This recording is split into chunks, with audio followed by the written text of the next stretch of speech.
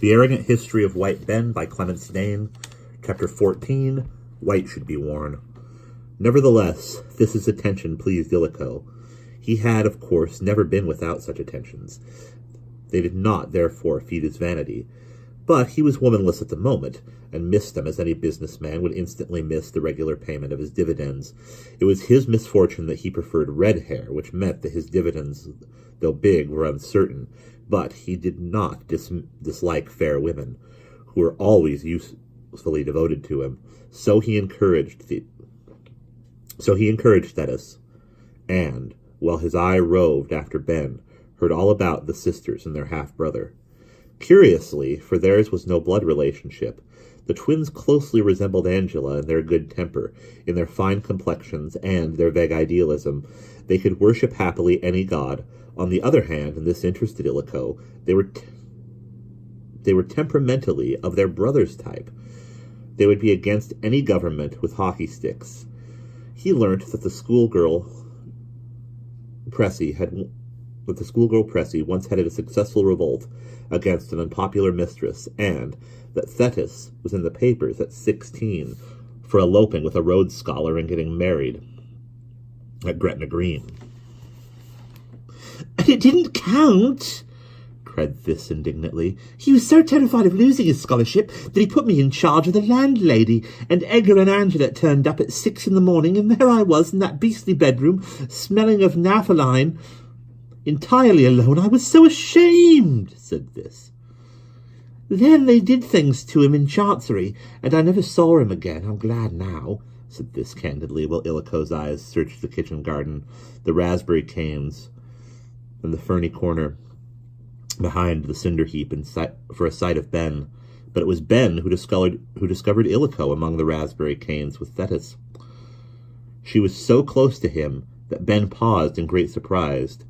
Then, stubbing his longer foot on the ground, and resting upon it as a sportsman rests upon a shooting stick, he watched for a moment.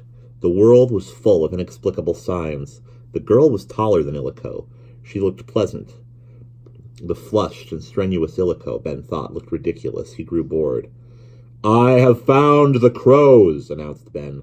The two stiffened where they stood, then, rather quietly, turned around. "We were picking the dessert," began the girl, and she stooped for a leaf of berries which she had deposited upon the trodden earth. "So there you are at last," cried Illico angrily. "I was to meet you here, and where were you? I've had a devil of a time," said Illico hotly. "Miss Sweat Palmer and I hunting everywhere." "Is this your white Ben?" asked Thetis. "I am Ben Campion," said Ben coldly, "but I am in no way his. He did not make me." At this, Thetis giggled, but she held out her hand.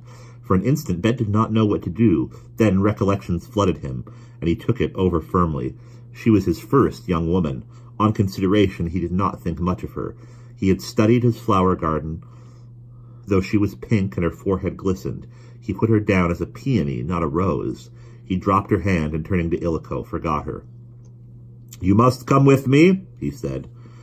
"There is a bedroom here where one thinks well, and I have a great many thoughts to tell you. Also, Petal says that I have hurt my arm. Also, I have found the rookery, and tonight, when the crows are all asleep—" "For God's sake," muttered Illico. "Of course I do it for God's sake. I mean, don't bore Miss Sweat Palmer." "I'm fascinated," said This. Illico lowered his voice in appeal. "I warned you what he was like. If you don't mind, I'll get him to myself and find out what he's been up to." "Down at the rookery?" asked This loudly, less to Illico than to Ben. Illico could have shaken her, but Ben, hearing, looked at her with more respect. "Are you on our side?" said he. "Ah, you live near them, and you know them too," he turned to Illico. "She could help us."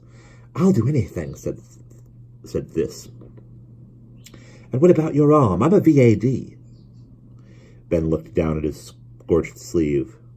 "It does not hurt me, but Petal says—" "Who the hell is Petal?" broke in Illico. Ben lifted his eyebrows. "My chauffeur. I engaged him this afternoon. You remember? You were to get a car." "Now look here, Ben." Let me look at your arm, said This, pushing between them. It is not the arm, it is the sleeve. He showed it to her, charred from wrist to elbow. Only the sleeve? That's easy. Edgar's about your height. I'll get you one of his suits. Illico clutched at the chance. It's most awfully kind of you. Could you really? Mrs. Swate doesn't know that we can't change, but... I'll see what I can get, said Thetis. Then, with more tact than Illico expected, she nodded to them brightly and hurried on across the lawn into the house. Ben, instantly forgetting her, would have begun to unbosom, but Illico's blood was up. He knew that there was very little time in which to uncover Ben's doings. Also, he had to coach him for the evening's campaign, for he himself would far too soon be needed in the kitchen, in the serving room, on the terrace, everywhere. So, without further words, he gripped his leader's arm and, by sheer force of temper, rushed him in at the side entrance and upstairs to the bedchamber, flung him through the door and followed him in. Then, banging in behind him, he relaxed upon it in spectacular exhaustion. And now, said Illico hotly, I've done my share and more than done it. Look at me, here I am, ready for Bond Street, and the suitcases are at the bottom of the brook with stones in them. Certainly the car's a wreck, but I've got another in my eye. This will lend me anything in 24 hours. Her car's just what we want. Moreover, we've got money for a week, and a pull with the darkness for a month. That's what I've done. Now, what have you done besides nearly wrecking the whole concern? What possessed you to interfere with the servants? But we haven't time for that now. In the evening. It's the evening I'm worried over. Do you realize that we're dining here? There'll be Bothering and Jenny Oleron. Yes, I know you know them. But did you know that Arthur Latimer was coming? That the flying man, England's dark horse? Oh, cried Illico in sick exasperation. Don't tell me you've never heard of Latimer. I know him, said Ben gently, staring at the portrait. You know him too, do you? In spite of his anger, his first uneasy awe of Ben was once more stealing upon Illico. He isn't in with us by any chance. That would alter things. Then we should be in clover. Is he with us? What are your plans? Look here, Ben, you've got to take me more into your confidence. Tell me what you're going to do. Scare crows. Oh, don't be a fool. I mean, not a fool. I do beg and beseech you not to be a fool.